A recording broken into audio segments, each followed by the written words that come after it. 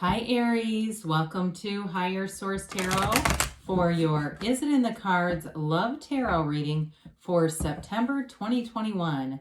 This is a love tarot reading for all Aries, Sun, Moon, Rising, and Venus. Thanks to all of you again for your support. I appreciate you. I think of you every day and we're energetically connected, so we're going to keep going here. Now, if you're new to the channel, welcome to you. I post new readings every Friday, then again on Monday. This is the only specific love reading that I do. The majority of the readings are general readings. So if a reading doesn't resonate or you're looking for things about money or other areas of your life, I would look around on the Monday readings because the style or format is different every week. So most recently, I posted a 4-month predictive. I do a monthly reading, and then, of course, this reading, and then there will be a pick-a-card reading later in the month, so you could look at one of those or the weekly readings. And if you like tarot and you like the channel, I'd love to invite you to subscribe to Higher Source Tarot. All right, what advice do you have for Aries, Sun, Moon, Rising, and Venus about love? What does Aries need to know about love, please? Love messages do you have for Aries?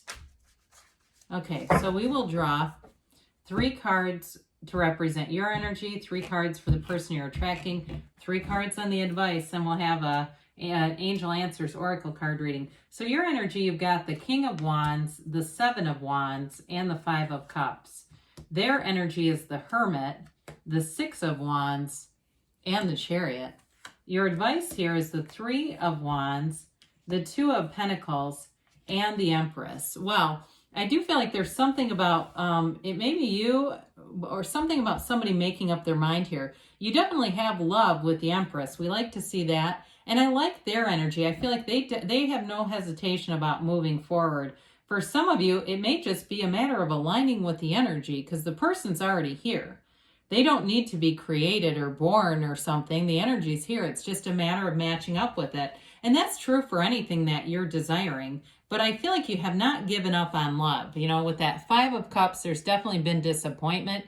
You may have had a big betrayal in the past, somebody that you gave a lot to, you invested a lot in, and they weren't who you thought they were, or they did something here that really let you down. I wouldn't rule out reconciliation here with the 3 of Wands showing up. I do feel like it has potential. I do feel like, though, there's, again, this sort of uncertainty or like somebody's got business to attend to with that 2 of Pentacles.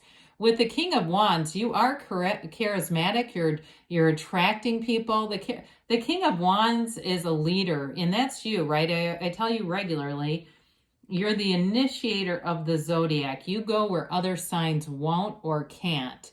And so with this fiery energy that you've got, people are definitely going to take notice of you. For some of you, you may be a little intimidating to some other, people that you meet or come across.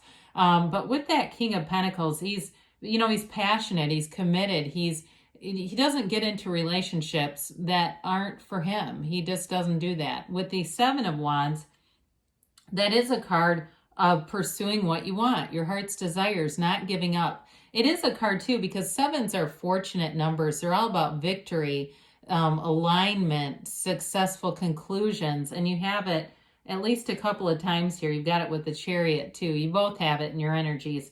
And so with that, it's like you won't quit until you're there, and that's okay. There's nothing wrong with commitment and wanting to find the right person. I really like this person's energy. You have here, you've got a lot of fire in the energy, so you could be attracting a Leo, Sagittarius, or another Aries. You could be a Virgo, a Cancer, or possibly an Earth sign too.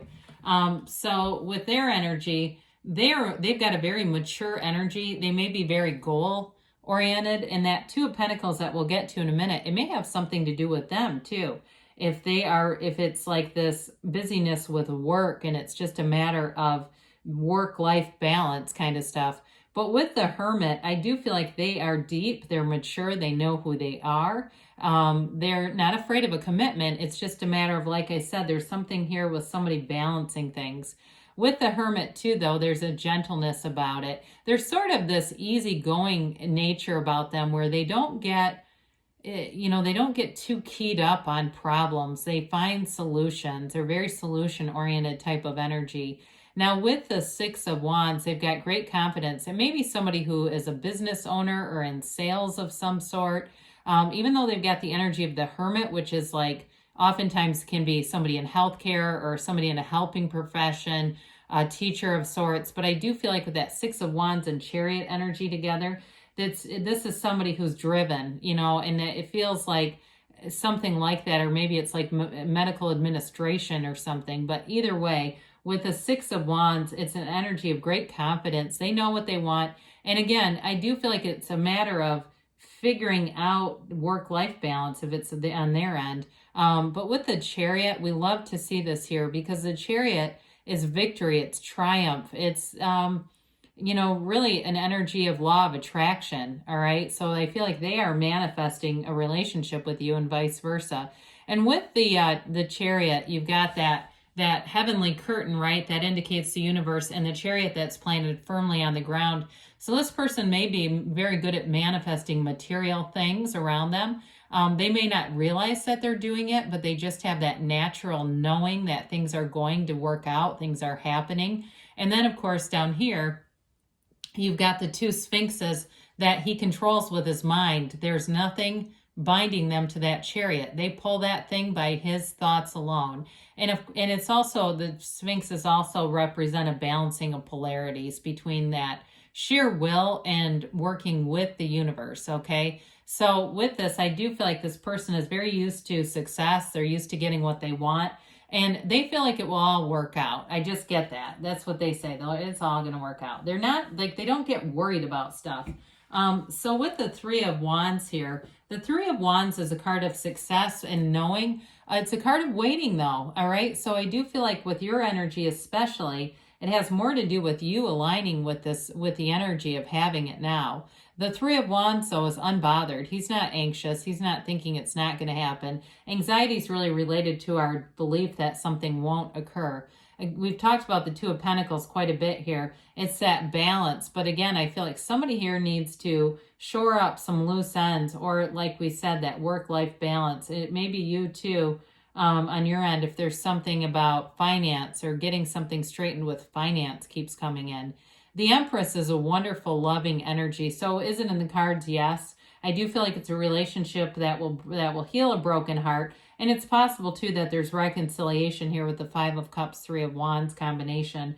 However, with the Empress, she is the female creator of the material world. She's a card of luxury, of loving deeply, and having a very... an open heart and an open door. You know, she invites everyone in. She loves, you know, to cook great dinners. So it's that kind of romantic relationship where you're cooking together, you're doing things together, you're enjoying life together, you're loving life together. So the I like too the stability of the earth energy in the Empress, because that allows the relationship to go long term, to develop and flourish.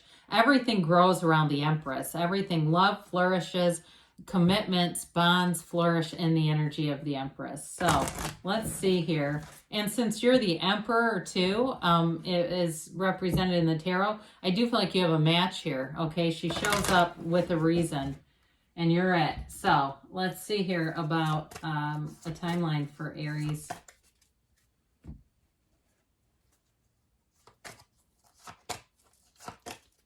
And then we'll have Louise Hay, Life Loves You. Peaceful resolution. So whatever difficulties or challenges you've had, you're overcoming those. You know, you're here to be an uplifter and a lover. That's what you are. Ask your angels. So show me. Say, ask and they'll show you. I was listening to a psychic being interviewed, and they were doing like paranormal research on the interview. And she said, ask your angels. And there was a voice in the background that says, and they'll show you. It was really kind of creepy, but interesting. So they say recovery. Again, when we think of this, it's related to that Five of Cups, but it's a spiritual recovery. Okay. It's a recovery of the heart, not necessarily a physical one, within the next few months, unless that would apply to you in some way. And they give you a yes. Okay. So you're definitely in the next few months. It certainly could be as we get into the fall months, could be September even, okay? So let's see here. And just because you do have the Hermit as another indication. Love is my teacher. This is from Louise Hay. Think of someone you care for deeply. Ask love to show you how to make your relationship sweeter and more loving. So we're always looking for the depth. We're always looking to those positive qualities. What do we want more of? Not what don't we want, right? We're attracting what we want more of. So is it in the cards? Yes, it is for you, Aries. I love you, and I'll be back again soon.